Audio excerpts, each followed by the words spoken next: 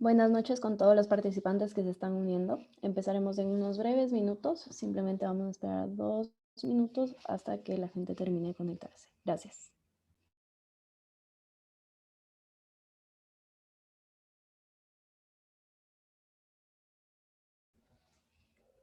Buenas noches con todas las personas que están ingresando al webinar. Empezaremos en breves minutos. Simplemente estamos esperando a que todos puedan terminar de conectarse. Gracias.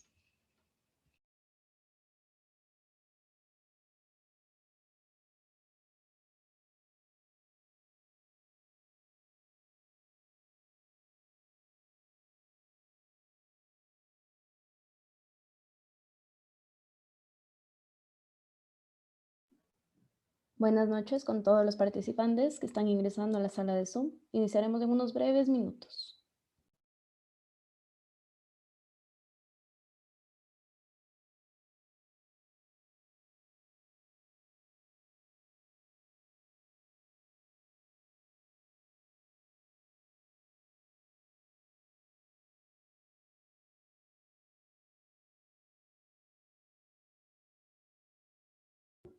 Buenas noches con todas las personas que están ingresando a la sala de Zoom. Iniciaremos en unos breves minutos.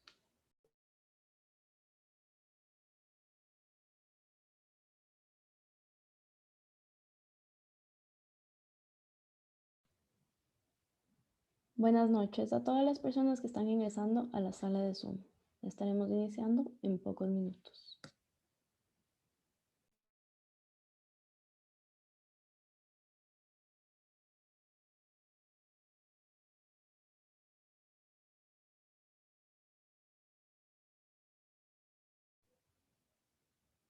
Buenas noches con todas las personas que están ingresando a la sala de Zoom.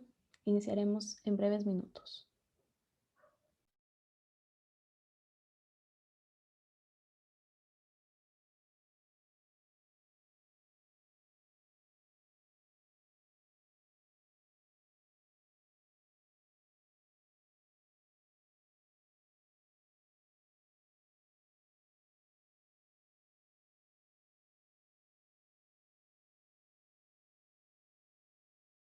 Buenas noches con todas las personas que están ingresando a la sala de Zoom. Empezaremos en unos breves minutos.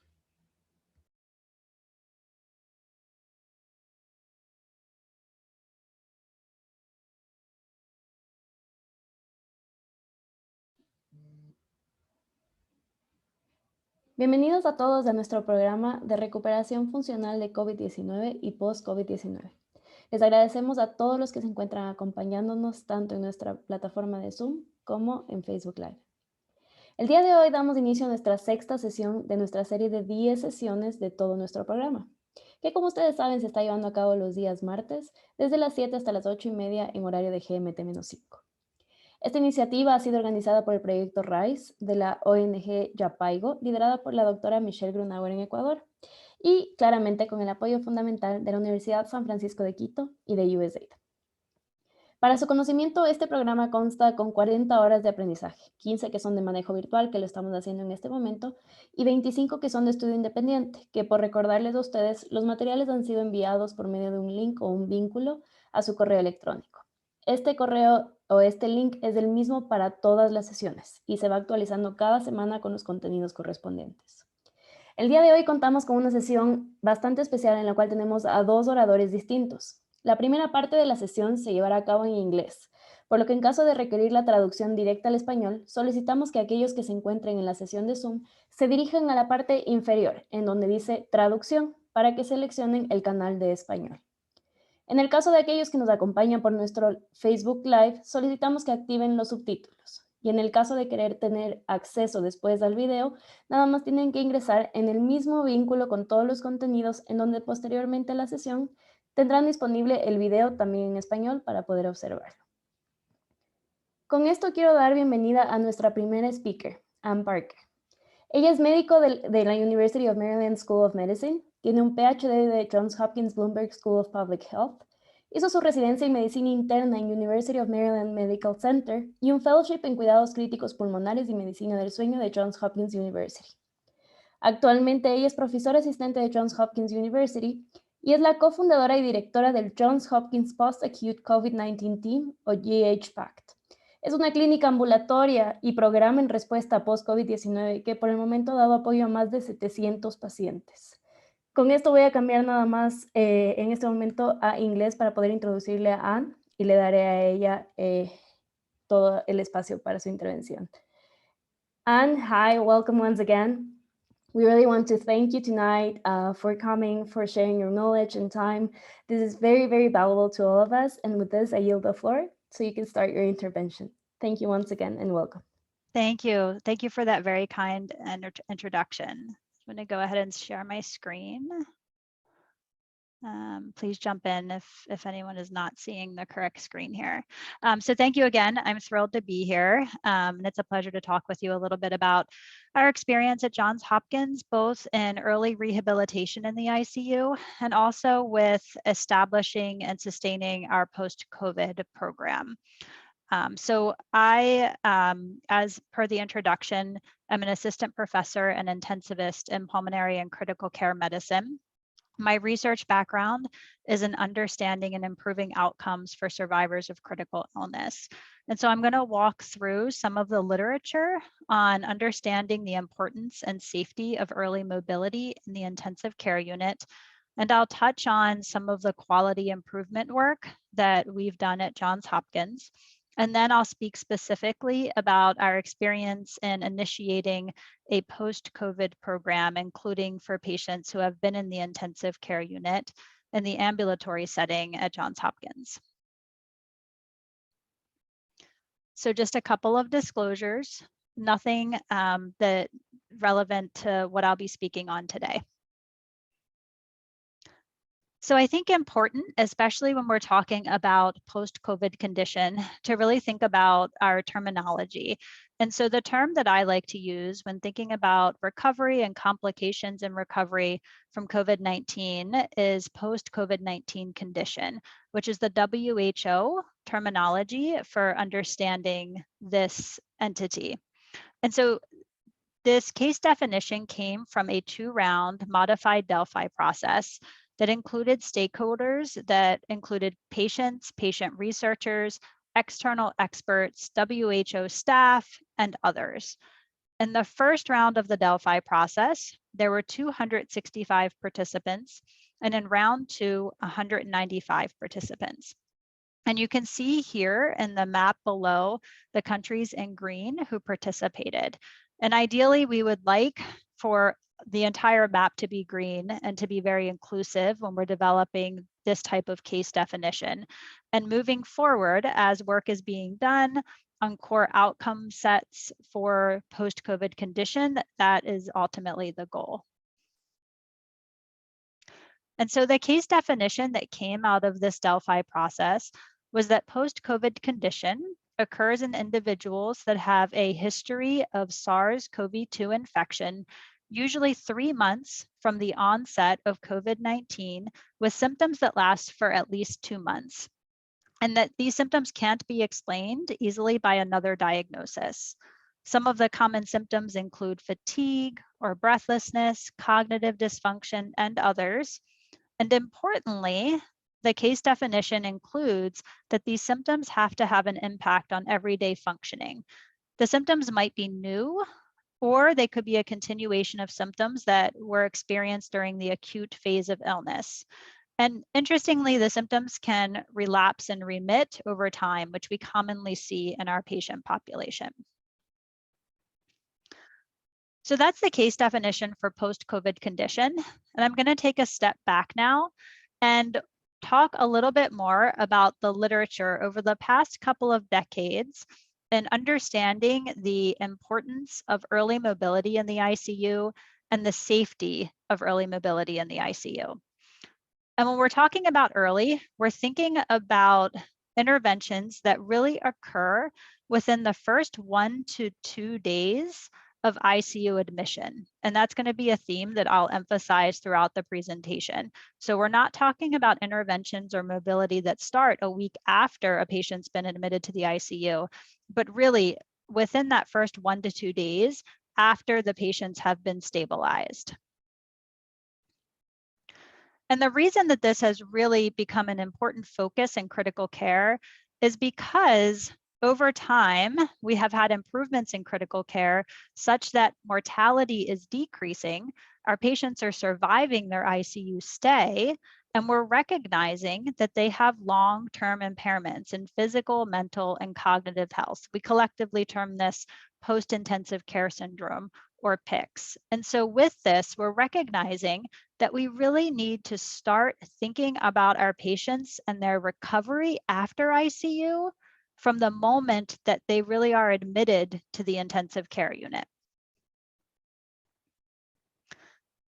So I'm going to start with some of the very early studies looking at early mobility in the ICU, and we'll kind of walk through over time how these studies and interventions have evolved to really give us the evidence that we have that shows that early mobility in the ICU improves outcomes and is also safe. So this was an early study in 2000 looking at about 100 patients who were admitted to a respiratory intensive care unit over a 6-month period. And the goal was to have patients ambulating at least 100 feet before discharge from the intensive care unit. Patients received 2 rehabilitation sessions per day with physical therapy, respiratory therapy, or an ICU technician. From a safety standpoint, only 9 patients had a total of 14 safety events. So this represented less than 1% of all activities. And you can see some of those safety events listed here. They were all quite minor.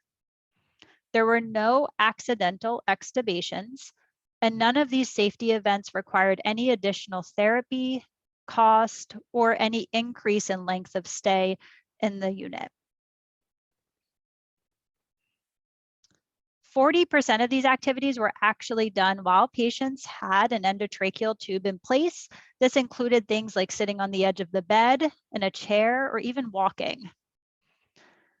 And in terms of outcomes, at the time of discharge from the respiratory intensive care unit, 64% of patients who were older than age 65 were ambulating more than 100 feet. So they had met their goal. And 74% of patients who were less than 65 were ambulating at least 100 feet. So a year later, this is another study looking at an ICU mobility team that included a nurse, a physical therapist, and a nursing assistant. And a mobility protocol was initiated by this team within 2 days of intubation. And they compared this intervention with the mobility team using a mobility protocol to usual care. And they found that patients seen by the mobility team were out of bed earlier, pretty much half as quickly. They had a shorter length of stay in the intensive care unit and a shorter length of stay in the hospital as well. There were no significant differences in the number of days on the ventilator or on where the patients went after they left the hospital. So these early studies really laid the groundwork for this randomized controlled trial that really is a landmark trial in early mobility in the ICU.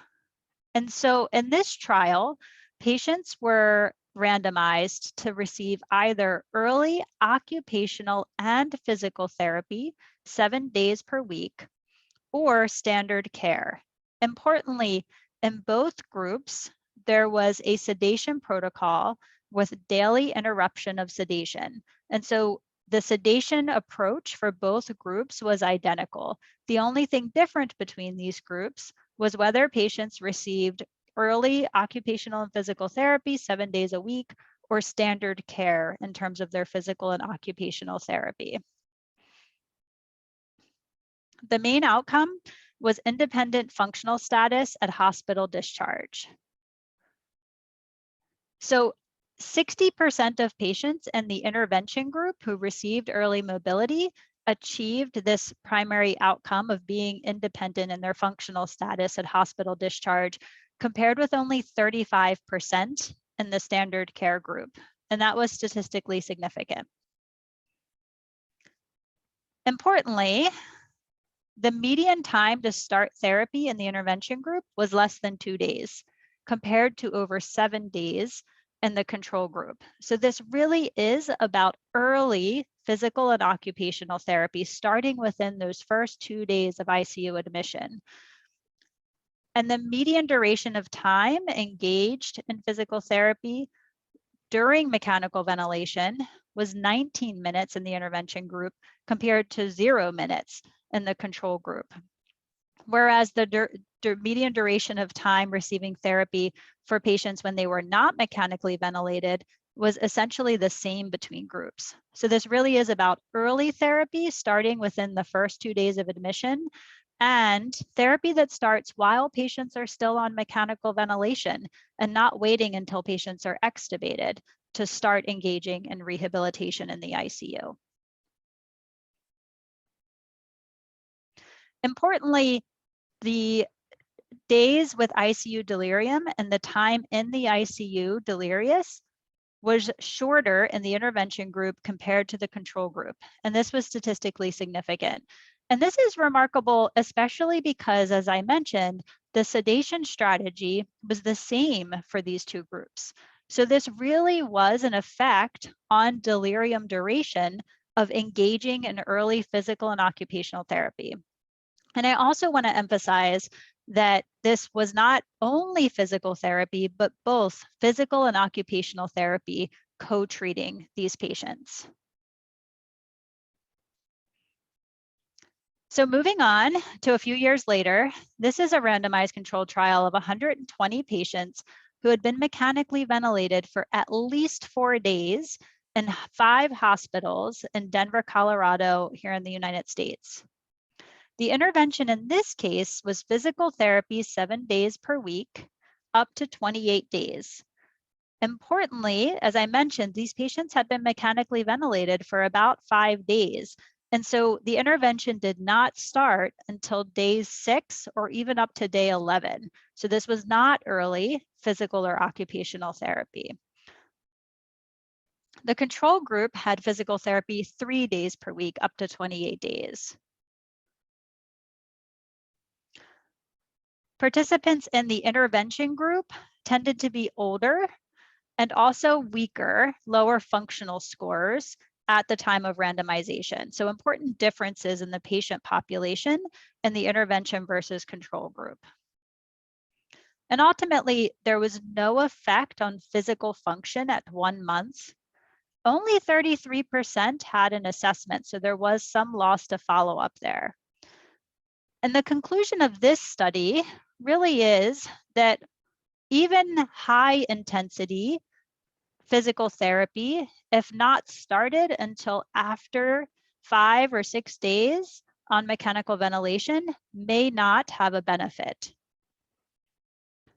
And so really we want to focus again on early rehabilitation, starting within those first 48 hours of admission to the ICU, replicating that randomized controlled trial by Schweikert, where physical and occupational therapy were started within a median of 1.5 days of admission. And really focus on getting patients physical therapy at least 3 times per week. This is another single center study looking at about 300 MICU patients on mechanical ventilation who were randomized to standard rehabilitation therapy or usual care. And their outcomes were they looked at outcomes at ICU and hospital discharge, and then up to 6 months after discharge from the hospital. The intervention group included 3 sessions per day, 7 days a week throughout the hospital stay. So this is quite intense in terms of therapy, at least compared to what I'm used to seeing. This included passive range of motion. Physical therapy included bed mobility, transfer and balance training, and then progressive resistance exercises as well. Usual care was physical therapy on weekdays if ordered. So in terms of days to first therapy, the usual care group was 7 days, so a week into their stay in the intensive care unit. compared to 1 to 4 days, escalating from range of motion to strength and resistance training in the intervention group.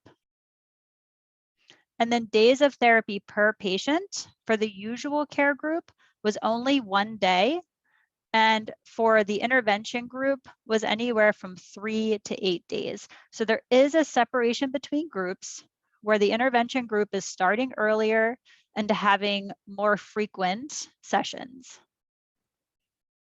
In terms of the primary outcome, which was hospital length of stay, there was no difference between the two groups. I'll mention in terms of adverse events, there was only one asymptomatic bradycardia that was not clinically significant. In terms of secondary outcomes, these included grip, handheld dynamometry, and a mini mental status exam. And there was no statistically significant difference at any time point. However, what we tend to see across all measures of physical function, and I'm going to show you a few slides, each with a different measure of physical function, is that over the time period of 6 months following discharge, there is an improvement in the intervention group compared with the control group. So in this instance, this slide is showing the short physical performance battery score. And you can see that scores were higher in the intervention group compared to the usual care group at 6 months after discharge. The same is true when using the SF-36 physical function and physical health summary. Again, you can see on both parts of this measure that there was a separation between groups, with the intervention group performing better at 6 months. And again, with the functional performance inventory score, an improvement in the intervention group compared to the control group at 6 months. So some things to think about with this particular study in terms of limitations. There was no sedation protocol, which meant that there was a delay in starting sessions and in the number of sessions completed, especially the strength training sessions, which were the most rigorous. It took up to 3 days to consent patients for the study, and then another 3 days for physical therapy to start. And so the question is, was this early enough? We're seeing that their primary outcome at the time of hospital discharge was not different between the two groups.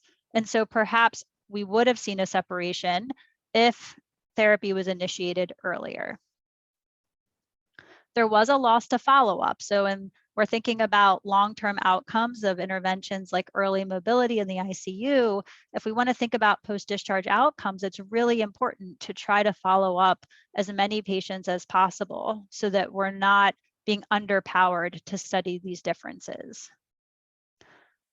So the intervention group compared with the control group did not decrease the length of stay in the hospital, but all physical function measures were higher, and this increased over the 2 to 6 month period after discharge from the ICU.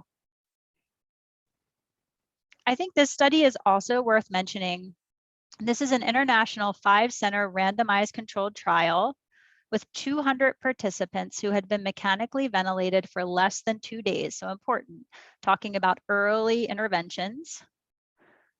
And this included early goal-directed mobilization compared with usual care. In terms of goal-directed mobilization, they use something called the SICU Optimal Mobilization Score to standardize their goal, what they wanted to do with patients in terms of their mobility goals for the day. So each day they set a mobility goal using this SOM scale, and then they worked on identifying and overcoming barriers to reach that goal. You can see in terms of the total physical therapy time in minutes in the ICU, so total time that patients were engaged with physical therapy was not really much different between the two groups. You can see their sedation scores are the same, so it's not like patients in the mobility group had lower levels of sedation.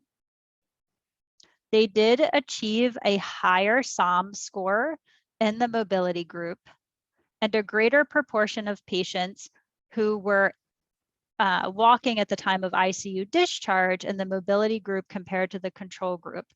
They also saw a decrease in the length of stay in the ICU and in the hospital, and a greater proportion of patients who were functionally independent and discharged home in the intervention group compared to the control group. And I'd like to go back to this first line in this table.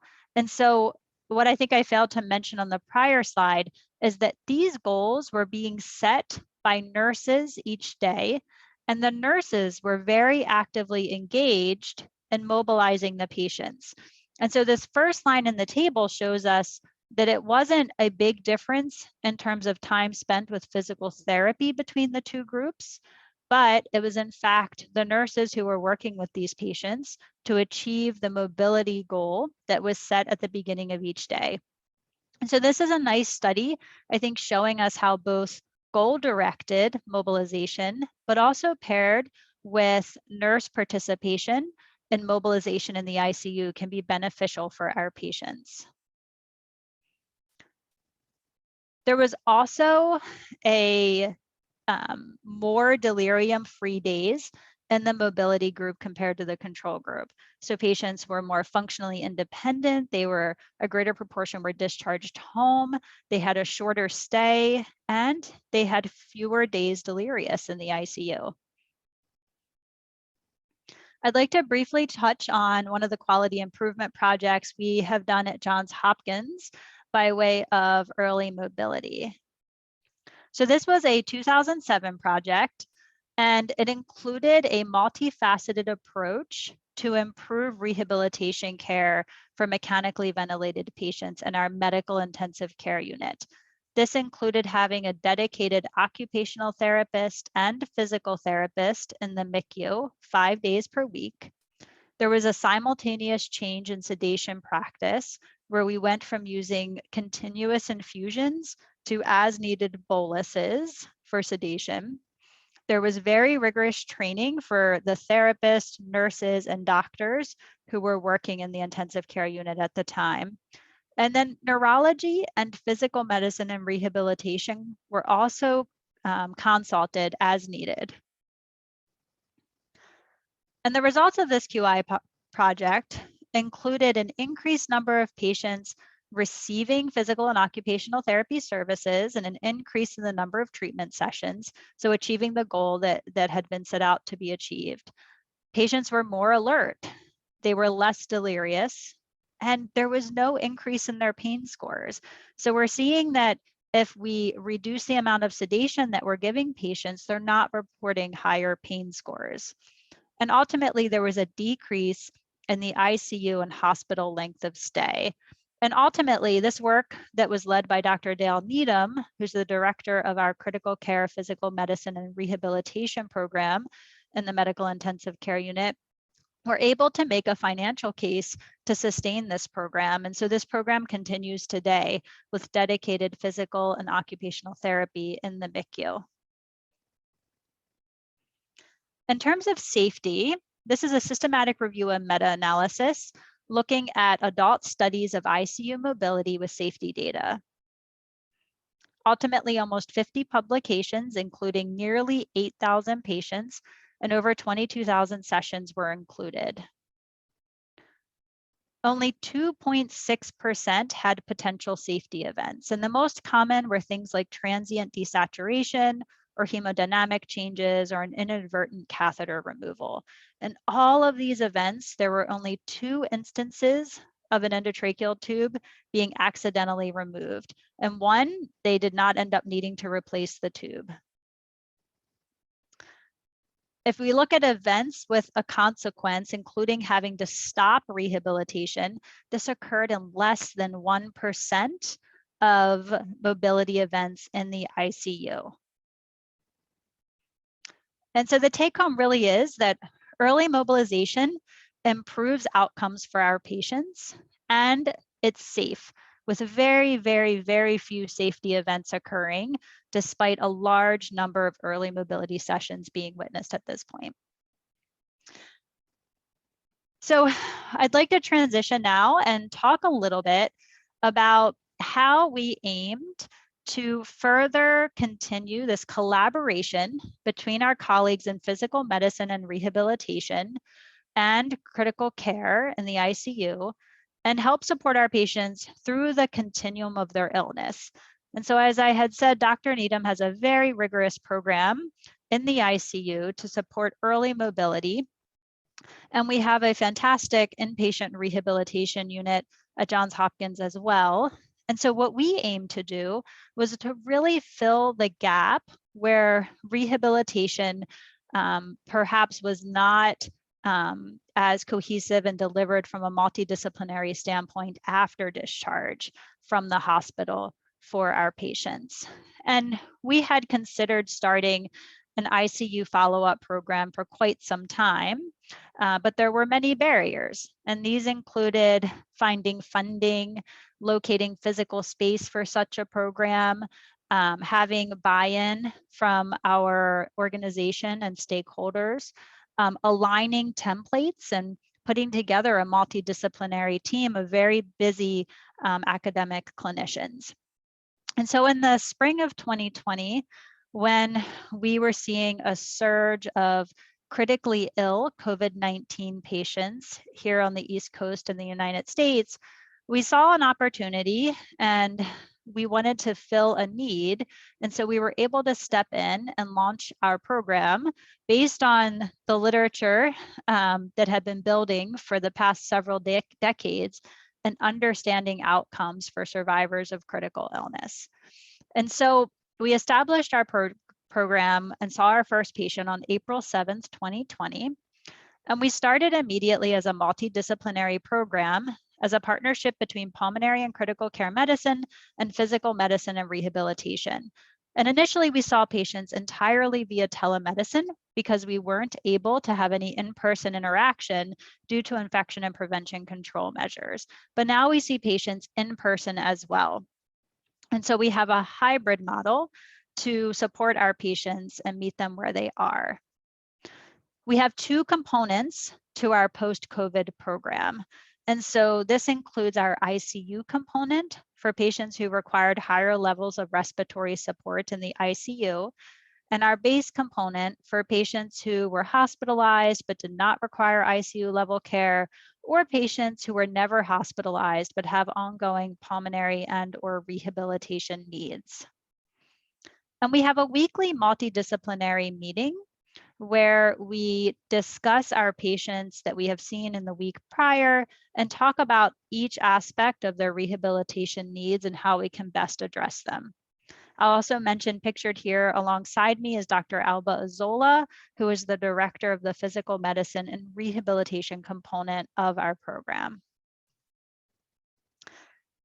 So when we started our program in the spring of 2020, post-COVID condition wasn't even a term. We were just starting to hear the term long COVID at that point in time. And so our framework was really built around understanding the needs of survivors of acute respiratory failure and PICS. And so this is a figure taken from a protocol paper that focuses on evaluating how unmet needs after discharge from acute respiratory failure are associated with subsequent mortality and readmission. And so what I'm going to do is walk through each of these components, each of these domains, and address how we've included them in our program. So from a pharmacy perspective, we know that patients, especially those who are hospitalized and in the intensive care units, often have medications started in the ICU, then are inadvertently continued into the wards and outpatient settings. A classic example is something like Seroquel. We also know that sometimes when patients are admitted, their medications are stopped and never restarted. And so we have a consultative service with our pharmacy team where we're able to do a detailed chart and medication review by the pharmacist for patients with complex medication needs. And then the pharmacist is able to help identify potential gaps in the medication reconciliation and communicate that back to the providers on the team. We also know that many of our patients who are discharged from the ICU need medical equipment at home. This can be supplemental oxygen, it can mean a wheelchair, it can mean other accommodations. And so we've partnered with our home care team to provide that equipment, to also provide in-home therapy services for patients who are in need and qualify. And then the Johns Hopkins Home Care team also has a remote patient monitoring program where patients have a pulse oximeter at home and they're able to register their oxygen saturation and their heart rate. And then that is remotely monitored by a nurse who can then intervene as needed. By doing this, and it's simply being done by registering either on a smart device or by phone, the team has been able to help to wean patients off of oxygen, sometimes before they're even seen in follow-up, and also to identify patients who are getting into trouble at home and need some additional help. Half of our program is pulmonary and critical care medicine. We really do pulmonary function testing and imaging on an as-needed basis. We refer to pulmonary rehabilitation as needed, and this is one of our more common interventions. We have a weekly radiology conference to review imaging for our patients who have more complex lung disease following their COVID-19 acute respiratory failure. And we have bi-weekly interstitial lung disease rounds with our interstitial lung disease expert, Dr. Karthik Suresh. And this is when we talk about patients who might benefit from things like steroids or antifibrotic medication. And admittedly, that's relatively rare. We find that many of our patients tend to improve from a pulmonary standpoint over time without any additional pharmacologic interventions. But there are some who do in fact need some additional intervention. And then we have targeted referrals to subspecialty care. On the physical medicine and rehabilitation side, our patients who have been in the ICU have a visit with one of our physiatrists, and we do some standardized measures of physical function and also a physical exam that includes things like a 10-minute stand test, ambulatory saturation, etc. And then the physiatrist is able to prescribe physical therapy, occupational therapy, and speech language pathology as needed. We do not aim to be the primary care providers for our patients in the PACT program. Given our referral numbers, we just wouldn't have capacity to do so. And so we've coordinated very closely with primary care to help make sure that our patients are connected with a primary care provider before they're discharged from our program. And we also work with a community health worker to help identify primary care providers and network for our patients, to help them with managing insurance, especially for patients who are uninsured or underinsured, and providing additional resources for jobs and identifying where we can complete paperwork for job accommodations and those types of things. This is a huge need for our patients, and we are working on hiring a full-time social worker as well. We do a detailed cognitive telephone battery screen for our patients ahead of their first clinic appointment. And this is done in cooperation really with work that's being led by the Johns Hopkins Memory and Alzheimer's Treatment Center, specifically Dr. Esther and Kostas Liketsos, and Dr. Tracy Vanderstaal in the Department of Psychiatry. And then depending on those cognitive assessments, we're able to have our patients further evaluated by neuropsychology, rehabilitation psychology, and then we refer to speech language pathology or occupational therapy for further cognitive rehabilitation. And these are the types of things that we discuss in our multidisciplinary meetings to identify the most efficient and effective way to care for our patients. We do standardized mental health screens. This includes the PHQ-9 for depression and GAD-7 for anxiety. Ideally, we would be using a core outcome measurement set for post-COVID condition that has not yet been fully developed or published, but hopefully will be coming soon with work that's being done with the WHO. And then, of course, we work closely with psychiatry and rehabilitation psychology, again, under that umbrella of physical medicine and rehabilitation. I'm just going to briefly end with a little bit about our demographics and who we're seeing in our program. So we've seen over 700 patients so far. Our patients tend to be relatively young with a median age of 55 years. A little over half are female. About a third identify as Black or African American, and about 15% as Hispanic or Latino. And we're working on ensuring that we are investigating how we can make sure that we're providing equitable care and ensuring access to our program. And you can see pictured here, Dr. Panagis Galiatsattos, who's leading some of those efforts with our Office of Health Equity, pictured here with one of our patients. So I'll pause there. Our program has required an army to build and sustain, and it wouldn't be possible without the fantastic work of all of these folks listed here. And for more information, this is our website, and you can always email us at pact@jhmi.edu.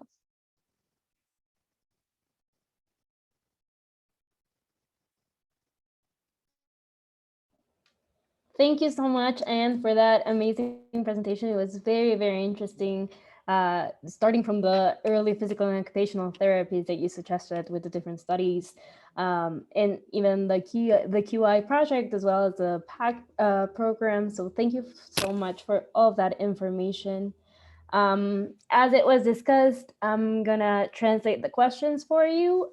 We have some questions, and we have people here in our Zoom and also in our Facebook Live.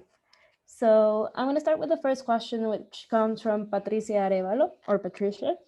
And she says, the GH Pact sounds very interesting. In Ecuador, we have a very high rate of patients in the rural areas who present long COVID symptoms. Do you think these primary care pulmonary visits could be replicated in this territory, even if there is a low availability of resources when it comes to imaging and complementary testing? That's a fantastic question. And we actually know from a letter that was written by some of the folks who participate in the PEDAL network, which is a large NIH-funded clinical trials network in the United States. So that group actually published a letter recently kind of describing the post-COVID clinics in the United States and pointing out that most of these programs, of course, as we suspect, are located in or around large academic medical centers, you know, in large cities. So you point out a huge gap, which is provision of care to our patients who are in more remote areas. And I think, yes, absolutely.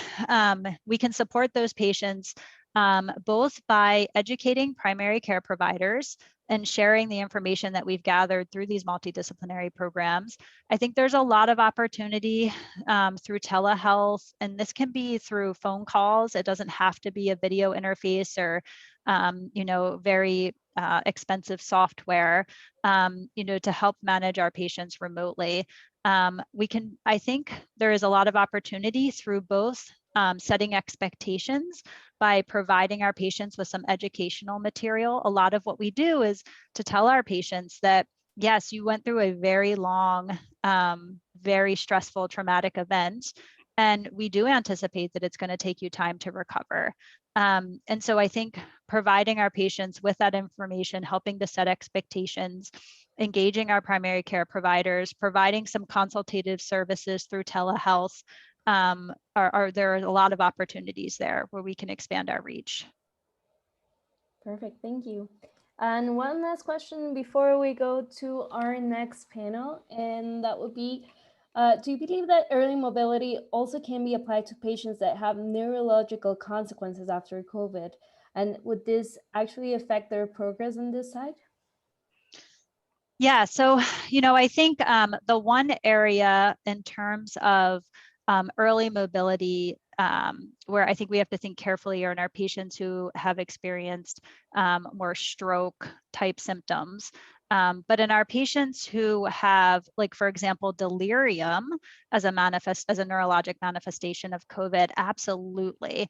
I think early mobility is not only beneficial, but probably, while trials have not been done specifically in the COVID population, probably one of the key interventions to support our patients and improve outcomes. So, you know, I think that absolutely for our patients who are admitted to a medical intensive care unit, who are presenting primarily with ARDS, but having delirium and a lot of the other neurologic manifestations, early mobility is beneficial. I think the one area that we would have to think carefully about are our patients who have experienced stroke. Perfect, thank you so much. And we have a few more questions, but due to time, I'm gonna have to take only those two. I wanted to thank you for your intervention, and we'll move along with Nicolás. If you want to stay, you're more than welcome to come. Thank you, Juan. Con todos, voy a pasar para presentar a nuestro siguiente panelista, ¿sí? Con Nicolás Rux. Él es licenciado kinesiólogo fisiatra, es jefe de la sección de rehabilitación y cuidados respiratorios, es parte del servicio de kinesiología del Hospital Italiano de Buenos Aires, es asesor del departamento de posgrado del Instituto Universitario, también del Hospital Italiano de Buenos Aires, y tiene un fellow en el 2014 del AARC International. Bienvenido, Nicolás, te agradecemos mucho por tu tiempo y por tu intervención. Con esto te dejo para que puedas realizarla con todo el gusto. Una vez más, gracias. Hola María José, buenas noches. Bueno, voy a intentar compartir. Ok, cuando comparta dice que va a dejar de compartir el resto de las pantallas. Sí, sigue nomás. Okay. Bueno, ¿me confirman que ven, por favor? Perfecto, Nicolás. Bueno, buenas noches a todos. Un placer poder participar de esta serie de sesiones muy interesantes relacionadas con la rehabilitación y con todas las consecuencias que nos está dejando esta pandemia. Qué interesante poder escuchar a Anne-Marie. Muchas gracias también por haber participado. Y creo que tanto la participación que tuvo Anne con la que voy a tener yo están muy relacionadas entre sí, con algunos puntos de contactos y otros que creo que se pueden complementar y que creo que van a ser muy interesantes. Muy bien. Bueno, este es mi hospital, el hospital donde yo me desempeño y donde transité la última pandemia, donde estamos transitando, digamos, la salida de la pandemia.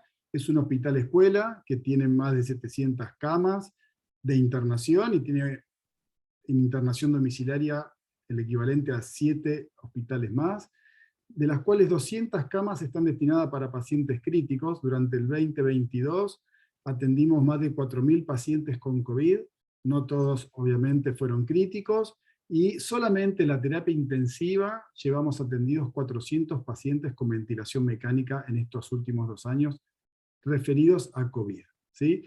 Y en el pico de la pandemia, en mayo del año pasado, tuvimos en un momento más de 120 pacientes ventilados en simultáneos en todo el hospital, y el 80% de ellos eran por COVID-19. Bueno, les presento un poquito la agenda de lo que va a ser esta intervención. Vamos a revisar por qué es importante comenzar la rehabilitación cuanto antes, qué podemos y debemos hacer, y este es el gran desafío, las barreras que nos vamos a encontrar, y algunas conclusiones que espero sirvan, que sean motivadoras. Bueno, rápidamente algunas definiciones. Anne un poco adelantó, ¿sí? Hay muchos distintos términos que se encuentran en la literatura y que todos refieren más o menos a lo mismo, ¿sí? Long-term COVID, post-COVID, persistent COVID, post-acute COVID, long COVID-19, post-COVID syndrome. Bueno, van a encontrar un montón. En general se terminan resumiendo post-COVID, COVID-19 prolongado o COVID crónico, ¿sí? Así como generalmente uno los puede terminar encontrando en la literatura en español. Ahora, ¿por qué es importante comenzar la rehabilitación cuando? Bueno, y esto no es algo que lo debemos referir exclusivamente a las consecuencias del COVID, sino que es algo que lo venimos discutiendo hace muchos años, y ya vamos a ver adelante por lo menos del año 40, del siglo pasado, que ya venimos discutiendo por qué no hay que estar acostados en la cama, pero es bueno repasarlo, sobre todo en los pacientes críticos. ¿Sí? Tenemos una rápida pérdida de la masa muscular. ¿Sí? Imagínense cualquiera de nosotros que estamos en este momento presenciando esta presentación, ¿sí? Que nos asumimos sanos, nos acostamos y en solo 2 semanas de estar inmovilizados ya tenemos casi un 9% de pérdida de masa muscular del cuádriceps. Nosotros que estamos sanos. ¿Sí? Muchos de ustedes quizás transitaron la enfermedad sin necesidad de internarse y estuvieron una semana, 10 días, pasándolo más o menos en sus casas. ¿Cómo terminaron con este aparente resfrío leve, esta aparente gripe leve, solo de estar unas semanas acostados? Recuerden cómo se sentían cuando comenzaron nuevamente a subir algunas escaleras, o ir a buscar el transporte público, o incluso volver a trabajar. ¿Sí? Y entre el 20 y el 27% de pérdida de la fuerza del cuádriceps. Miren qué cantidad de pérdida, casi un tercio de la capacidad de generar tensión y fuerza que tiene el cuádriceps se pierde solo en 2 semanas de inmovilización. Y esto se incrementa aún más, obviamente, cuanto más edad tengan las personas. Y justamente lo que nos sucedió en la primera ola de COVID fue que la gran mayoría de las personas que se internaron, por lo menos en Argentina, eran mayores de 65 o 70 años. Entonces la masa muscular, la capacidad de respuesta y el índice de fragilidad de nuestros pacientes en la primera ola fue mucho más importante que en los de la segunda ola. Entonces ahí, por eso también los resultados y las consecuencias de la primera ola versus la segunda. Ahora, aún peor, cuando los pacientes se encuentran en ventilación mecánica, fíjense que hay una pérdida casi de un 13% del área transversal del músculo. Es decir, pierde muchísima capacidad de generar fuerza. Y aún más cuando los pacientes están con falla multiorgánica o tienen una falla de más de un órgano. Es decir, que en este tipo de pacientes, y en cualquier paciente que está en una terapia intensiva, el solo hecho de estar crítico y estar acostado en una cama de terapia intensiva ya es un factor de riesgo de debilidad muscular. El 33% de los pacientes que están en ventilación mecánica a los 3 días ya tiene caída su capacidad. El 50% con 4, el 80% con 7, y fíjense que el 100% de los pacientes que tienen falla multiorgánica va a desarrollar debilidad muscular, pérdida de masa muscular, incapacidad de poder generar tensión y poder generar toda la fuerza y la capacidad necesaria para poder sostenerse en contra de la gravedad. Y este esquema nos lo explica de manera bastante sencilla, donde tenemos la masa muscular por un lado y el tiempo por el otro, ¿no? Y dependiendo desde qué punto de partida entremos a la enfermedad, va a ser la capacidad de respuesta que tenemos. Y si estamos con un estado funcional óptimo, o tenemos alguna enfermedad crónica, o tenemos una enfermedad crítica, y sobre esto batallar también la edad, el estado nutricional, cuán fuerte previo estaba el paciente, cuánto tiempo pasa en la cama, si tiene sepsis, aún peor, estado inflamatorio, la cantidad de drogas que necesita. Todo esto va a atentar contra la profundidad de la gravedad de la enfermedad y va a retrasar aún más los tiempos de recuperación. Pero la inmovilidad ataca por muchos lados, y por eso es que es tan importante que cuanto antes iniciemos la rehabilitación y la intervención en este grupo de pacientes, como bien lo explicaban hace apenas unos minutos, dentro de las 24 o 48 horas de estabilización de los pacientes, porque la inmovilidad ataca directamente a los músculos esqueléticos, al sistema cardiovascular, al sistema respiratorio que tanto nos convoca para este tipo de conversaciones y de charlas, al sistema nervioso central y por supuesto al total de la economía del cuerpo, con la desmineralización de los huesos, la pérdida de proteínas, la transformación de la masa muscular en masa grasa. Todo atenta contra la capacidad de poder sostener todas las capacidades vitales en el día. Ahora, con el COVID-19, de golpe nos encontramos con que un montón de otras secuelas aparecieron repentinamente. ¿Sí? Se describen más de 50 efectos a mediano y largo plazo de las personas que sufrieron COVID-19. Casi el 60% refiere aún hasta 110 días luego de haber recibido el alta, fatiga, dolor de cabeza, trastorno de la atención, falta de aire. ¿Sí? Falta de aire persistente. Me imagino que muchos de ustedes han tenido, si no es que no fue alguno de ustedes, algún conocido, algún compañero de trabajo que costó mucho que pueda volver a trabajar, incluso habiendo sido sano previamente. ¿Sí? La disnea, la fatiga, el dolor de cabeza, son síntomas muy persistentes e invalidantes en los pacientes que se están recuperando de COVID. Así que aquí tenemos una gran excusa por lo cual debemos iniciar cuanto antes todos los estímulos que apunten a la rehabilitación. Pero también tenemos secuelas extrapulmonares, que son las secuelas que van a limitar fuertemente en los procesos de recuperación, que tienen que ver con vamos a obtener, bueno, la debilidad adquirida en las terapias intensivas, rigideces articulares, acortamiento tendinomusculares, alteraciones en la deglución, en la capacidad de fonación, o en las úlceras, o la aparición de úlceras por presión o las escaras. Y es muy importante recordar que la aparición de una escara en un paciente internado suma 30 días de internación. Miren la importancia de estimular la movilización precoz, de recuperar masa muscular, de salir de la cama. La aparición de una escara suma 30 días de internación a los pacientes. Y con todo eso que significa aumentar el riesgo de sobreinfecciones, de desarrollo de delirio, el impacto familiar, todo lo que tiene que ver con el núcleo y la contención de los pacientes, y por supuesto los costos hospitalarios de internación y la pérdida de capacidad de poder recibir a otros pacientes que quizás están más graves y que necesitan una cama, pero que están ocupadas por otros pacientes que fueron sufriendo complicaciones de la inmovilidad. En definitiva, las consecuencias de la debilidad adquirida, vamos a tener pacientes con mayor duración de la ventilación mecánica, mayor mortalidad, mayor estadía en UCI, y mayores costos hospitalarios, menor funcionalidad y peor calidad de vida. Pero no solo esto, sino que también vamos a tener un impacto económico importante en el sistema de salud cuando los pacientes pierden masa muscular.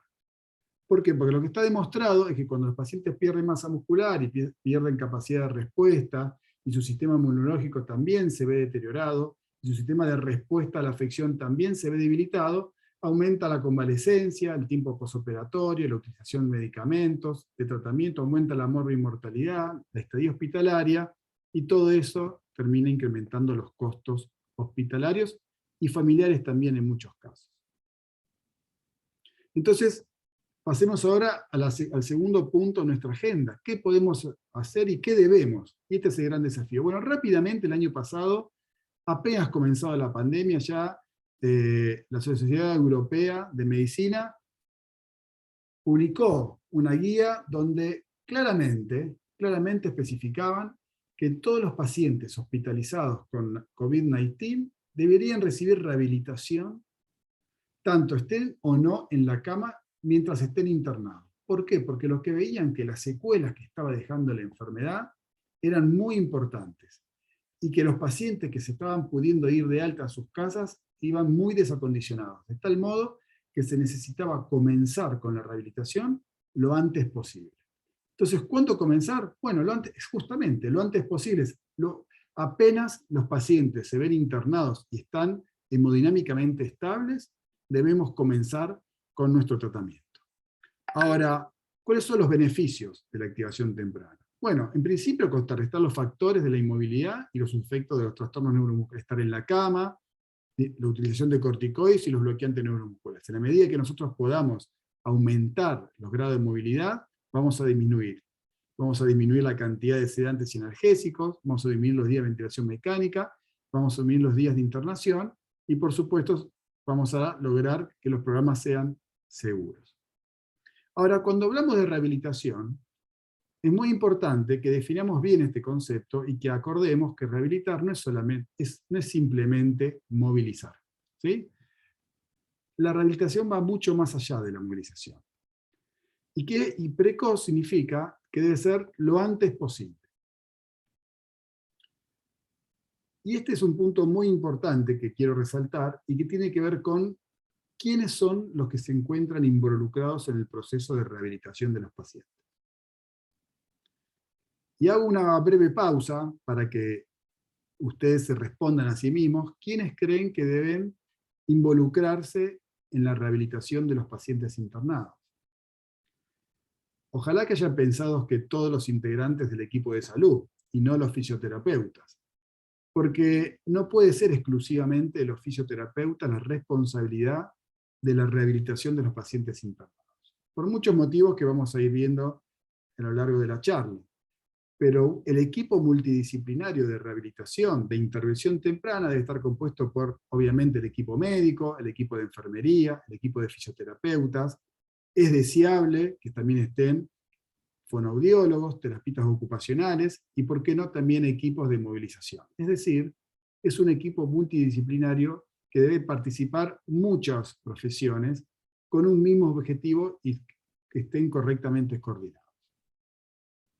Ahora, cuando hablamos de rehabilitación en este grupo de pacientes, tenemos que tener claro los conceptos de entrenamiento. ¿Por qué? Porque justamente rehabilitar no es movilidad y nada más. No es solamente ir y movilizar los 4 miembros, o sentar al paciente, o ayudarlo a que se pare. Debemos recordar que el entrenamiento es un proceso planificado que tiene como fin optimizar o estabilizar el rendimiento. Y consta de repeticiones sistemáticas de estímulos que están por encima del umbral. Es decir, estímulos superumbrales que realmente logran el objetivo. Cuando hablamos de entrenamiento y rehabilitación en terapia intensiva, debemos recordar que el entrenamiento tiene sus principios.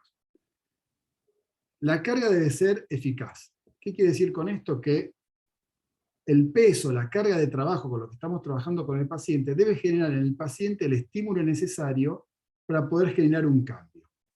Lo que no significa que en pacientes internados en terapia intensiva, pacientes críticos o que están saliendo de la parte más aguda de la enfermedad, vamos a trabajar con una enorme cantidad de carga, de kilos. Quizás solamente 500 gramos o 3/4 de kilo es una carga suficiente para un paciente de estas características. Debe haber una relación óptima entre la carga y la recuperación. ¿Esto qué quiere decir? Que si uno asume una X cantidad de carga para poder trabajar un estímulo eficaz, debe dar el tiempo de recuperación necesaria para que ese músculo nuevamente pueda repetir ese ejercicio. Debe haber repetición y continuidad, debe haber un incremento progresivo de la carga, justamente para que la carga siempre sea y provoque un estímulo eficaz. Todos ustedes saben, si alguna vez tuvieron la oportunidad de comenzar a hacer algún tipo de ejercicio, de entrenamiento de la fuerza, que al poco tiempo de comenzar, la cantidad de carga que utilizaban al inicio ya les parece muy fácil de sortear. Necesitan aumentar la carga. ¿Por qué? Porque tuvieron el efecto entrenamiento. Ese incremento progresivo de la carga es que asegura que el estímulo sea siempre eficaz. Tiene que ser específico también.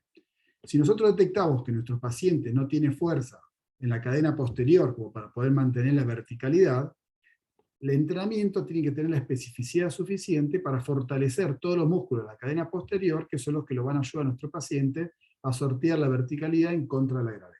Y por supuesto debemos buscar versatilidad en la carga para que los estímulos sean variados y no generen aburrimiento.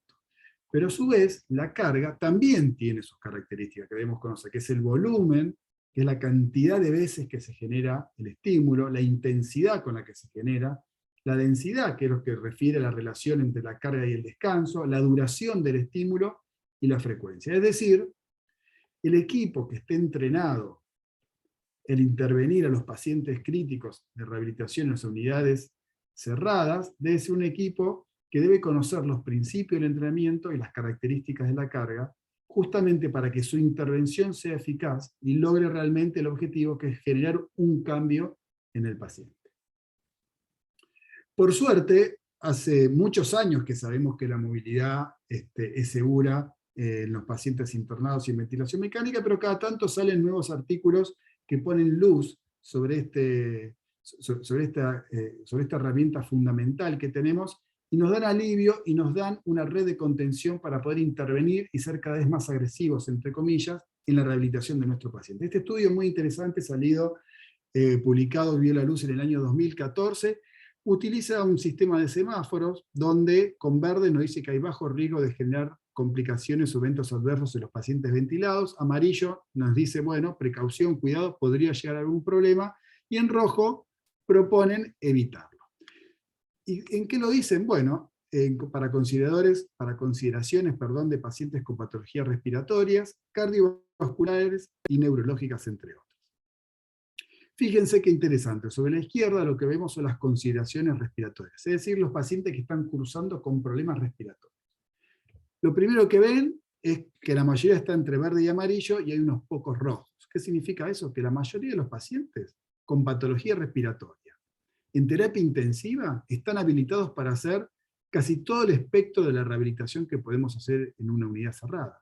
Fíjense, lo único que proponen como rojo es pacientes con menos de 90% de saturación a realizar ejercicios fuera de la cama. Bueno, ellos los ponen en rojo, yo lo pondría en amarillo. ¿Sí? ¿Por qué? Está bien, lo ponen en rojo porque tienen que dar una guía para bajar una información general. Pero ¿cuántos pacientes tenemos que realizan ejercicio con saturación por debajo de 90%? Por ejemplo, pacientes con fibrosis pulmonar, que no tienen todos la capacidad de saturar por encima de 90%, y así todos realizan ejercicios de rehabilitación y ejercicios de la fuerza y la resistencia con oxígeno suplementario y saturan relativamente 90. Piensen, por ejemplo, en los pacientes que están en lista de espera de trasplante pulmonar. ¿Sí? Bueno, pacientes que están en alta frecuencia, con ventilación de alta frecuencia, ¿sí? Obviamente ahí no podemos hacer mucho más que movilización pasiva, por eso también quizás pondría en amarillo, pero bueno, fuera de la cama no vamos a sacar un paciente con alta frecuencia, o en posición prona. Bueno, en posición prona, ¿por qué no podríamos hacer ejercicios en la cama? En un paciente que está en posición prona. Piense la cantidad de pacientes que tuvieron vigil en posición prona durante los últimos 2 años con COVID-19, incluso en aquellos pacientes ventilados y pronados, ¿sí? La movilización de los 4 miembros se pueden hacer, con lo cual, si consideramos que la movilización forma parte del abanico, del paraguas de la rehabilitación, quizás no lo pondría en rojo, pondría un naranja, si quieren. Bueno, lo mismo pasa con las consideraciones con las enfermedades cardiovasculares. Fíjense, quizás acá predomina un poquito más el rojo, pero la gran mayoría es amarillo verde. ¿Qué significa esto? Este es un artículo muy interesante que voy a ir para atrás para que les interese ver la cita. Se los recomiendo fuertemente porque nos da mucha perspectiva y mucho alivio a la hora de poder organizar los equipos de trabajo de la rehabilitación en los cuidados intensivos. Ahora, cuando nosotros leemos las guías de práctica clínica y leemos estos tipos de artículos, o los artículos que presentó Ana, que son muy interesantes y que dicen lo bien que hace la rehabilitación temprana, los seguros que son, y los grandes efectos que tienen, incluso disminuyendo los días de internación hospitalaria, mejorando la capacidad funcional, disminuyendo los costos. Cuando vemos las guías de práctica clínica nos emocionamos, los ilusionamos y creemos que rápidamente vamos a poder implementarnos en nuestra práctica diaria, pero una cosa es la guía de práctica clínica y otra cosa es nuestra práctica clínica. ¿Sí? Y acá aparecen las famosas barreras, que son las que se oponen a que podamos desarrollar claramente lo que tenemos en nuestra imaginación, en nuestra mente, en nuestro proyecto, lo que charlamos con nuestros compañeros de trabajo, y lo que nos ofrece la realidad de la internación hospitalaria diaria. Ahora, ¿por qué hay tanta diferencia? Bueno, justamente les decía porque aparecen las barreras que se oponen a la implementación de lo que nosotros pensamos que es lo ideal, lo mejor para nuestros pacientes. Básicamente las barreras se pueden clasificar de 4 tipos. Son las barreras relacionadas con los pacientes, con el paciente propiamente dicho, barreras estructurales, culturales y barreras relacionadas con el proceso. Dentro de las barreras relacionadas a los pacientes, tienen que ver con los pacientes que están o demasiado enfermos o demasiado sanos. Entonces, si está muy enfermo, ¿para qué no podemos hacer nada? Nos decimos no nosotros mismos, o nos dice alguien que no podemos intervenir. Y si está demasiado sano, ¿para qué voy a intervenir? ¿Sí? Pacientes que están en falla respiratoria o que presentan asincronías, que están con el ventilador. Bueno, tenemos por supuesto, hay estrategias de abordaje para cada uno de estos problemas, ¿sí? Pacientes que están con delirio, pacientes obesos, ¿sí? Con BMI mayores de 30, obviamente el abordaje de estos tipos de pacientes con un solo operador es muy complicado, ¿sí? Pacientes que están en sedación profunda, pacientes que se niegan, ¿sí? Falta, digamos, desgano, cansancio, o pacientes que están demasiado conectados, me refiero entre comillas, que tienen muchas bombas, que tienen el ventilador, que quizás están en diálisis, o están con ECMO. Quiero decir, vamos a encontrar muchas barreras que van a generar un sinfín de excusas que se van a oponer a que podamos abordar a estos pacientes, pero para cada una de estas barreras, como pueden ver en la columna de la derecha, se proponen muchas soluciones. También tenemos las barreras estructurales, ¿sí? Pocos recursos humanos, poco tiempo de atención escaso. Esta es una característica típica de los países, en general de todos los países, pero más marcada en los países del tercer mundo, como son nuestros países, ¿sí? Donde el recurso humano escasea bastante, y aún más un recurso humano que esté relacionado a la rehabilitación, ¿sí? que no se considera como una primera línea de tratamiento y de seguridad para los pacientes críticos. Otra barrera estructural es la ausencia de protocolos de movilidad temprana, de protocolos, o que haya protocolos contrapuestos, es decir, un grupo hace un protocolo, otro grupo hace otro, ¿sí? Se contraponen y no se hace nada.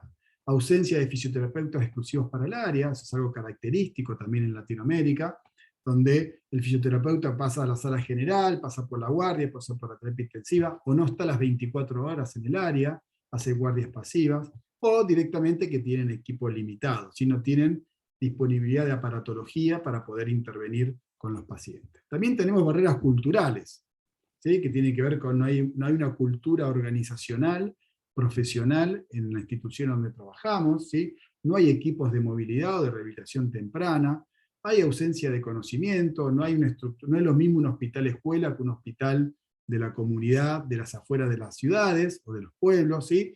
Un hospital escuela supone donde hay residencia, hay concurrencia, hay un interés por el conocimiento y por generar el conocimiento continuo, y eso hace que se traslade de manera beneficiosa a la atención de los pacientes, en tanto que los hospitales ya de comunidad más alejados de las grandes ciudades son hospitales que no tienen residencia, donde las actualizaciones llegan un poquito más tarde. Bueno, no es lo mismo, obviamente, una situación que la otra. Y finalmente tenemos también barreras que están relacionadas a los procesos, ¿sí? Hay ausencia de la planificación y la coordinación. No coordina el equipo de enfermería con el equipo de fisioterapeutas, con el equipo de terapia ocupacional, con los médicos, ¿sí? No está claro quién lidera el equipo de rehabilitación. Hay ausencia directamente o retraso en poder pesquisar, descubrir rápidamente cuáles son los pacientes que necesitan urgentemente comenzar a salir de la cama, ¿sí? Hay ausencia de apoyo y reconocimiento, es decir, quizás se armen estos equipos de trabajo, pero la institución no acompaña, no reconoce el esfuerzo, no reconoce los logros, ¿sí? Y también hay miedo al riesgo de las lesiones que esto pudiera llevar adelante con la rehabilitación, sobre todo cuando la relación fisioterapeuta o profesional-paciente es muy baja. Es decir, en términos cuantitativos, ¿no? Cuando un fisioterapeuta tiene a cargo más de 10, 12, 15 pacientes en un turno. Pero a estas barreras le agregamos la barrera de la realidad que nos generó el COVID del año pasado. Y si muchos, como me imagino, de ustedes participaron en la atención de pacientes críticos el año pasado, seguramente se disfrazaron como los dos que tenemos acá en esta foto, ¿sí? Entonces, tenemos que pensar que estamos discutiendo y que estamos todos de acuerdo con que la rehabilitación precoz, temprana, urgente es necesaria en los pacientes críticos, y nos vestimos de esta manera. Entonces, ¿cuán fácil puede ser poder ver a nuestros pacientes si se nos empañan las antiparras de protección? O poder tocarlos, y que el paciente pueda sentir nuestro tacto, y que nosotros podamos sentir cómo está el paciente, si está frío, si está caliente, está sudoroso, si está con los músculos contraídos, si está relajado. Qué difícil. O poder escuchar lo que nos quiere decir el paciente o nuestros propios compañeros de trabajo, el calor que hacía o que hace en estos lugares, ¿sí? Cuando tenemos que trabajar estas 4, 5, 6 horas seguidas ahí adentro de estos mamelucos plásticos, ¿sí? El calor se vuelve insoportable, no podemos, perdón, no pasó, hay un agotamiento físico y mental, y por supuesto tenemos incapacidad verbal también, así como no los podemos escuchar, no nos escuchan a nosotros, no solo porque tienen el mameluco puesto, sino porque nosotros tenemos por lo menos 2 barbijos que nos impiden hablar correctamente. En estas circunstancias, nosotros tenemos que vencer todas las otras barreras que tuvimos describiendo anteriormente, y poder estar 4, 5, 6 horas intentando poder acceder con algún estímulo de rehabilitación con los pacientes internados.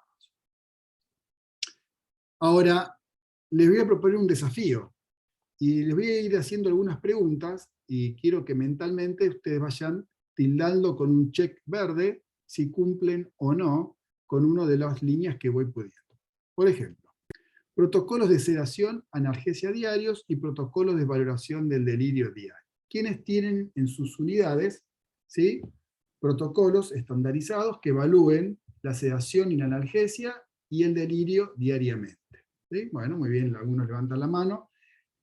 Ahora voy a pedir que levanten también la mano quienes tienen esto, pero además de tener protocolo de sedación y analgesia y valoración del delirio, también tienen protocolo de pruebas de ventilación espontánea diarias y protocolos escritos consensuados de intervención motora temprana con la participación de un equipo multidisciplinar. Es decir, que trabajan en unidades donde pesquisan la sedación, la analgesia, valoran si los pacientes sufren de delirio, realizan pruebas de ventilación espontánea diarias y tienen un protocolo de intervención motora y de rehabilitación temprana multidisciplinar.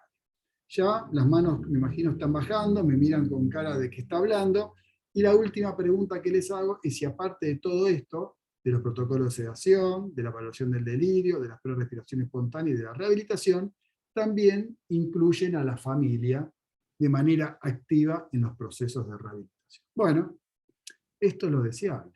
Esto es lo que nos dicen las guías de práctica clínica, esto es lo que nos dicen las intervenciones y las publicaciones cuando nos cuentan cuán eficientes que son los protocolos de intervención temprana en los pacientes críticos. El problema es que muchas veces una cosa es un estudio de investigación controlado, acotado, con un escaso número de pacientes y con todo un equipo preparado para eso por un periodo corto de tiempo, y otra cosa muy distinta, la realidad del continuo de todos los días de poder atender los pacientes fuera de la protección que puede dar un protocolo de investigación. Entonces, conclusiones. Voy a empezar con una cita del año 1947, muy interesante, ya en ese año, y voy a traducir una parte. Miren qué interesante lo que se decía. Estar en la cama es anatómica, fisiológica y psicológicamente irracional. Mira al paciente que yace en la cama. ¡Qué cuadro tan patético! La sangre que se coagula en sus venas, el calcio que drena en sus huesos, la materia fecal que se acumula, la carne podrida de su asiento, la orina que se derrama de la vejiga y el espíritu que se evapora de su alma. 1947, hablando de los pacientes que estaban en la cama todo el tiempo.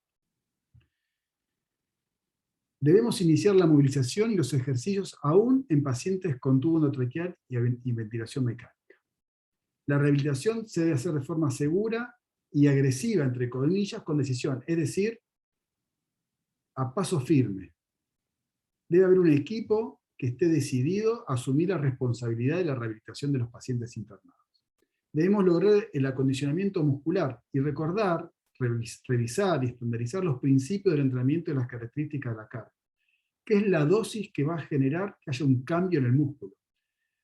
De la misma manera que cuando uno recibe un medicamento, lo recibe con una dosis determinada en relación al peso o alguna otra medida, el entrenamiento y la rehabilitación también necesita su dosificación para poder generar el cambio necesario.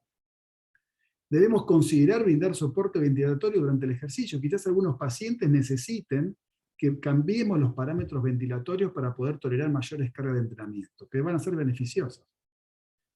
Debemos participar activamente del diseño y la ejecución de las estrategias de suspensión de la sedación. Es decir, los fisioterapeutas, todos los que estén involucrados en la rehabilitación, deben participar de los protocolos de pruebas de respiración espontánea y sedación y delirio de los pacientes. Porque justamente para poder detectar rápidamente los pacientes que están disponibles o listos para ser liberados de la ventilación mecánica.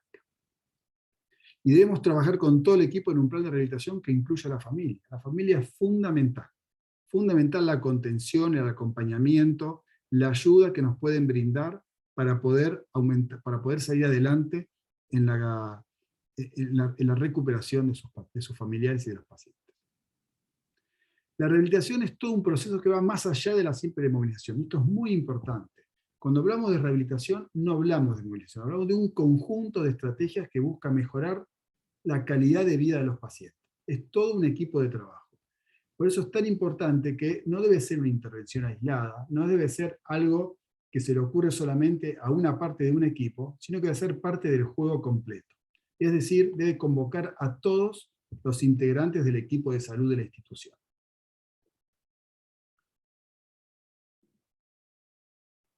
Lo que está claro también por todas las publicaciones es que la rehabilitación y la movilización precoz en terapia intensiva es segura, posible y beneficiosa. No hay excusas para esto.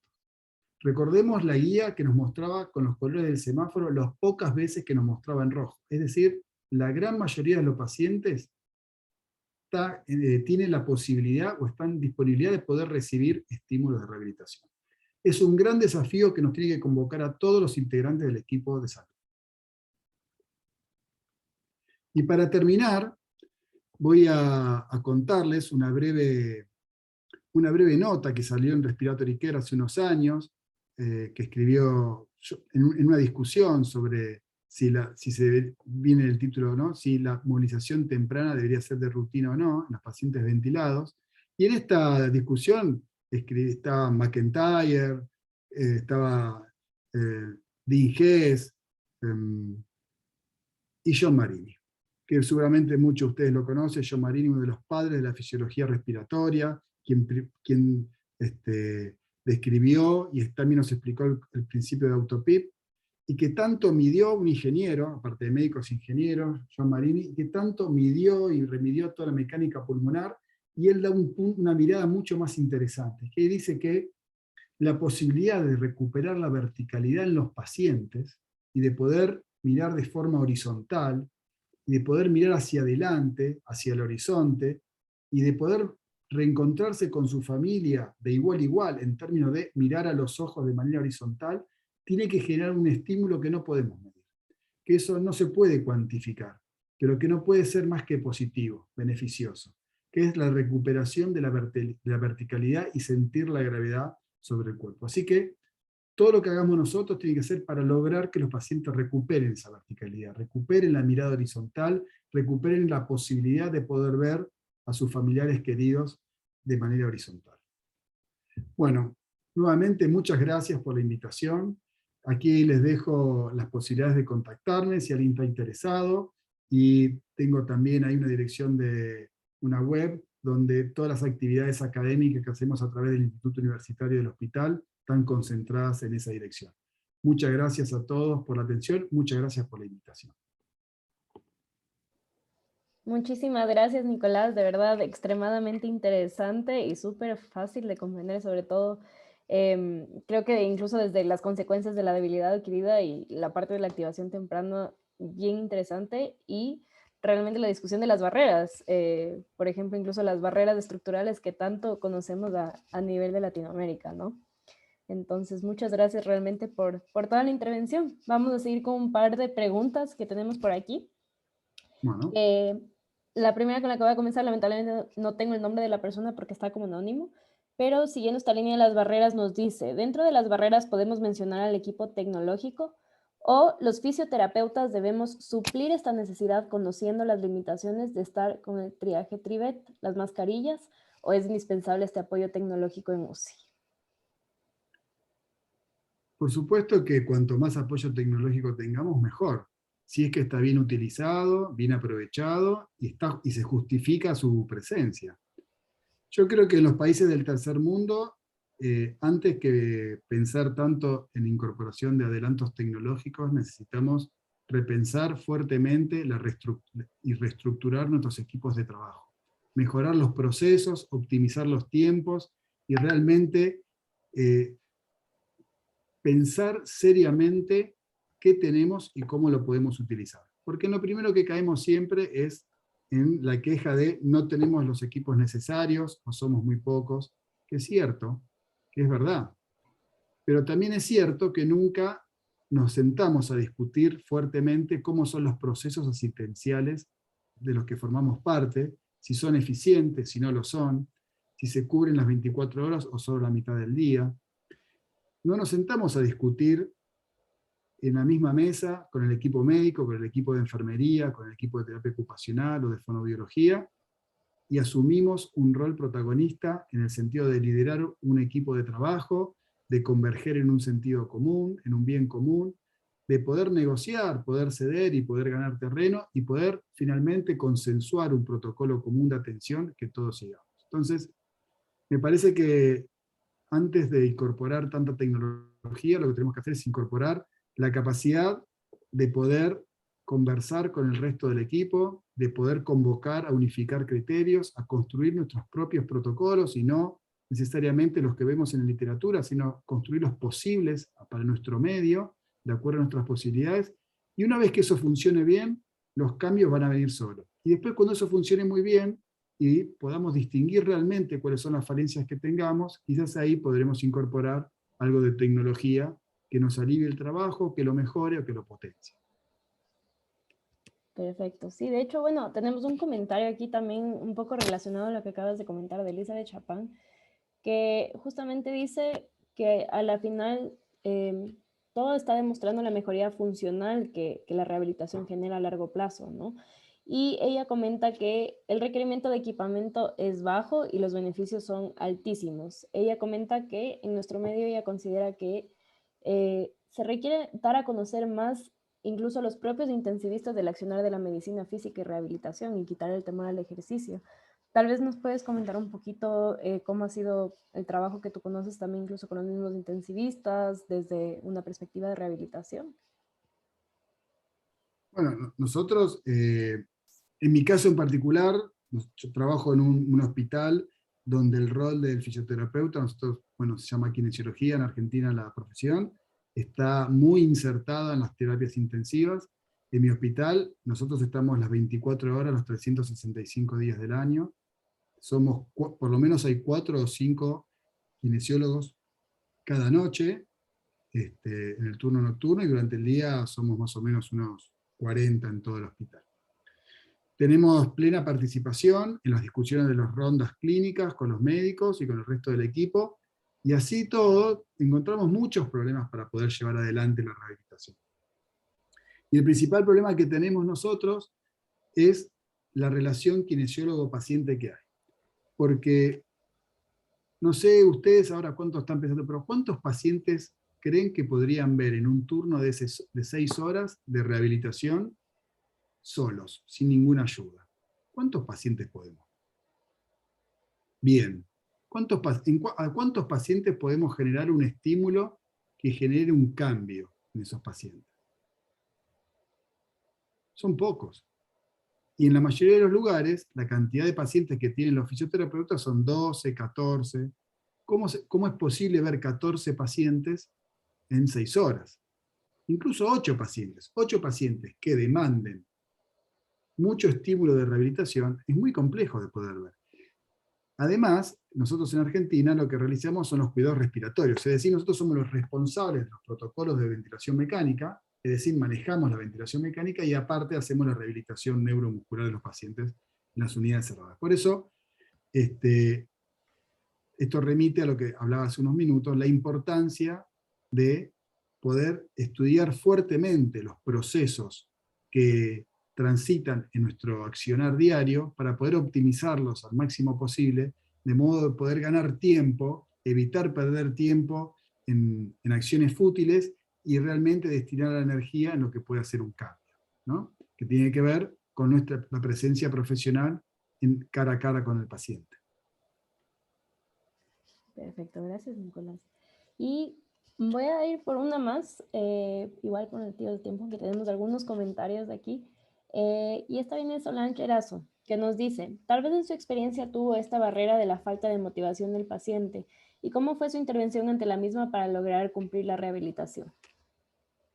Bueno, yo creo que, no sé si seguramente en el auditorio haya mucha gente que alguna vez haya hecho deporte y que haya empezado a hacer deporte sin haber tenido muchas ganas, o que inició alguna actividad de running o alguna actividad deportiva o física porque alguien lo motivó o le insistió demasiado. Y después de un tiempo empezó a sentir y entender por qué alguien le decía que era tan importante. La actividad física genera liberación de endorfinas, cambia la liberación de las hormonas, cambia la sensación del humor, disminuye el dolor, mejora la perspectiva que tenemos. Entonces, cuando logramos romper con ese círculo vicioso de los pacientes que están desganados, que no colaboran, que se sienten enfermos, y logramos que empiecen a tener algo de actividad muscular, que empiecen a ganar movilidad, que empiecen a recuperar el habla o la capacidad de poder fonar o deglutir, incluso estando ventilados, por supuesto, ¿no? Porque tenemos estrategia para que los pacientes ventilados también puedan hablar. Eso genera un feedback positivo muy importante, que hace que los pacientes poco a poco vayan cambiando su actitud y vayan interviniendo y asumiendo la propia responsabilidad de la rehabilitación, que les compete también a los pacientes, ¿no? Porque también es muy importante lo que involucra al paciente en sí para poder salir adelante. Entonces, yo creo que la mejor estrategia, volviendo a la pregunta, es lograr romper con ese círculo vicioso con rehabilitación, con estímulos, con aumento de la movilidad, con ganancia de la fuerza, con pequeños logros diarios que le demuestren al paciente que es posible sentirse mejor, recuperarse, y solo el paciente con eso va a empezar a sentirse mejor, y ahí vamos a empezar a entrar en un círculo virtuoso, en un círculo bueno de ascenso y no en un círculo vicioso de descenso. Perfecto, muchísimas gracias, Nicolás. Todavía tenemos un par de preguntas, pero lamentablemente por el tiempo no voy a poder continuar con ellas. Podemos enviarlas a tu correo de la misma manera para que podamos continuar. De la misma manera te quería agradecer una vez más por tu exposición, muchísimos comentarios positivos agradeciéndote por toda tu exposición y tu intervención. Entonces, una vez más, gracias por Bueno, tu tiempo. muchas gracias a todo el auditorio, felicitaciones a la Fundación Rice, felicitaciones a todos quienes están organizando este evento tan convocante. Estoy a disposición para lo que necesiten. Latinoamérica necesita de mucho trabajo conjunto y de ayuda entre los distintos países para que podamos salir adelante y poder mejorar. Así que ahí están mis redes, mi teléfono, mi mail, mi Twitter y la página del hospital, donde pueden encontrarme para lo que necesiten. Un gusto, muchas gracias, buenas noches para todos. Muchísimas gracias, Nicolás, y gracias, Anne. Thank you, Anne, for your exposition as well. Gracias a todos. Nos vemos la próxima semana con nuestra siguiente sesión, el próximo martes, y ha sido un gusto poder compartir esta noche con ustedes. Muchísimas gracias a todos y que tengan una buena noche.